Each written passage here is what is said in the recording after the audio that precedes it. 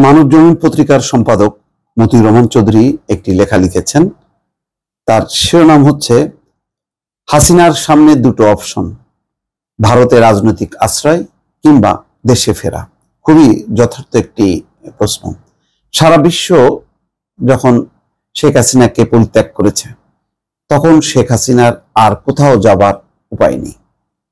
সবচেয়ে বড় কথা হলো, শেখ হাসিনা এখন রাজনৈতিক উদ্বাস্তু।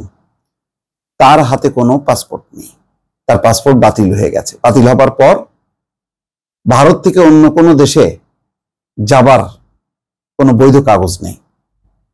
অন্য কোনো ব্যবস্থা ভারত করতে পারবে এমন কোনো আভাসই দেয়নি। ভারত অনেকটা চুপসে গেছে। আরেকটি হচ্ছে দেশে ফেরা।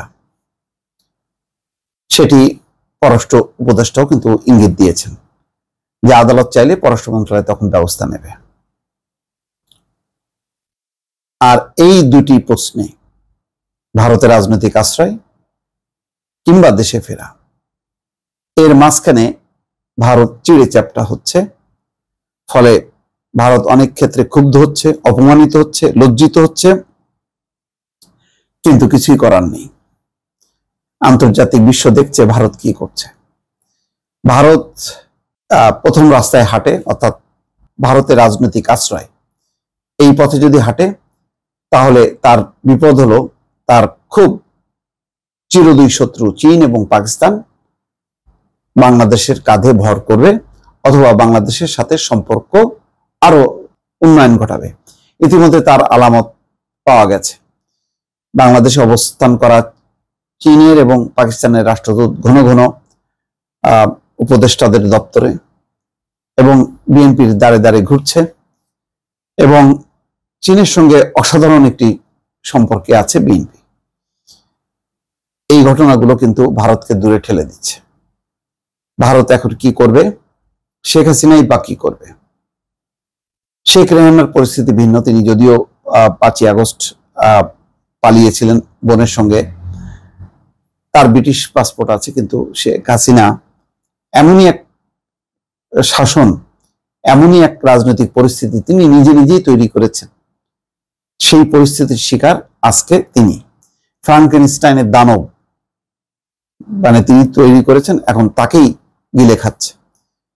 শেখ হাসিনা তার শাসন আমলকে সেরকমই বানিয়েছে যে সহজে, শান্তিপূর্ণভাবে, গণতান্ত্রিক পথে, শাসনতান্ত্রিক পথে কোনো সরকার পরিবর্তন হবে না। আওয়ামী লীগ ছিল, আছে, থাকবে, এই ছিল তার শাসনতান্ত্রিক কাঠামো।